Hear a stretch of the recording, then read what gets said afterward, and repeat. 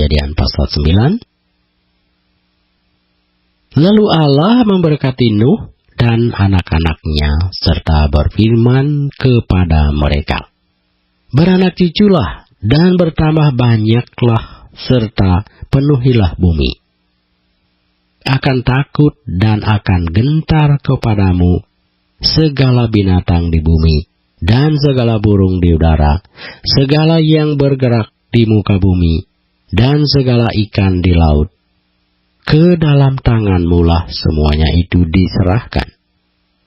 Segala yang bergerak, yang hidup, akan menjadi makananmu. Aku telah memberikan semuanya itu kepadamu, seperti juga tumbuh-tumbuhan hijau.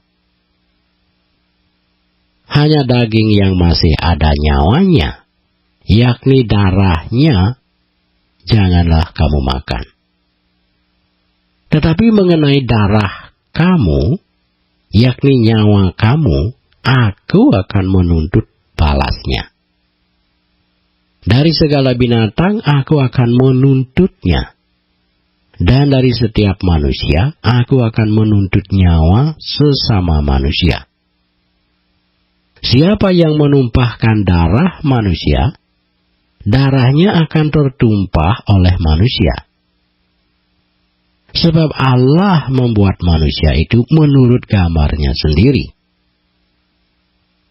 Dan kamu beranak cuculah dan bertambah banyak, sehingga tak terbilang jumlahmu di atas bumi. Iya, bertambah banyaklah di atasnya. Berfirmanlah Allah kepada Nuh dan kepada anak-anaknya yang bersama-sama dengan dia. Sesungguhnya aku mengadakan perjanjianku dengan kamu dan dengan keturunanmu, dan dengan segala makhluk hidup yang bersama-sama dengan kamu, burung-burung, ternak, dan binatang-binatang liar di bumi yang bersama-sama dengan kamu, segala yang keluar dari bahtera itu, segala binatang di bumi. Maka aku adakan perjanjianku dengan kamu bahwa sejak ini tidak ada yang hidup yang akan dilenyapkan oleh air bah lagi. Dan tidak akan ada lagi air bah untuk memusnahkan bumi. Dan Allah berfirman, inilah tanda perjanjian yang kuadakan antara aku dan kamu serta segala makhluk yang hidup, yang bersama-sama dengan kamu turun-temurun untuk selama-lamanya. Busurku kutaruh di awan, supaya itu menjadi tanda perjanjian antara aku dan bumi.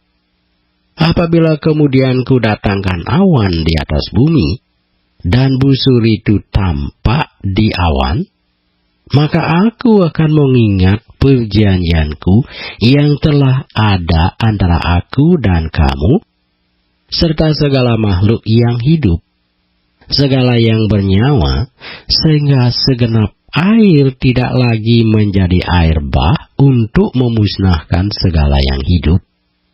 Jika busur itu ada di awan, maka aku akan melihatnya, sehingga aku mengingat perjanjianku yang kekal antara Allah dan segala makhluk yang hidup, segala makhluk yang ada di bumi. Berfirmanlah Allah kepada Nuh, inilah tanda perjanjian yang kuadakan antara aku dan segala makhluk yang ada di bumi. Anak-anak Nuh yang keluar dari bahtera ialah Sem, Hem, dan Yafet. Hem adalah bapa Kanaan. Yang tiga inilah anak-anak Nuh, dan dari mereka inilah tersebar penduduk seluruh bumi. Nuh menjadi petani.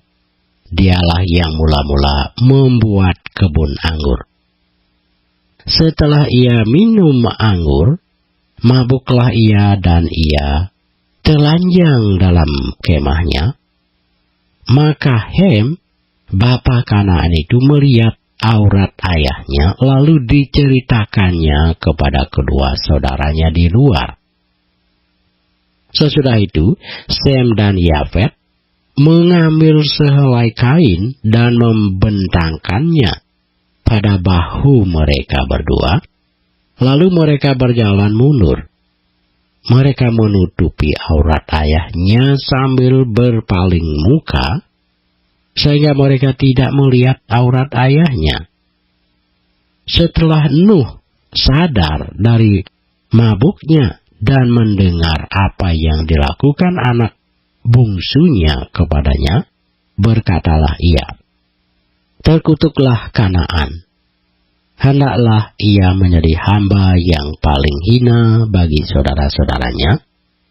Lagi katanya, "Terpujilah Tuhan Allah Sem, tetapi hendaklah Kanaan menjadi hamba baginya. Allah meluaskan kiranya tempat kediaman Yafet, dan hendaklah ia tinggal dalam kemah-kemah Sem, tetapi hendaklah Kanaan menjadi hamba baginya." Nuh masih hidup 350 tahun sesudah air bah, jadi Nuh mencapai umur 950 tahun, lalu ia mati.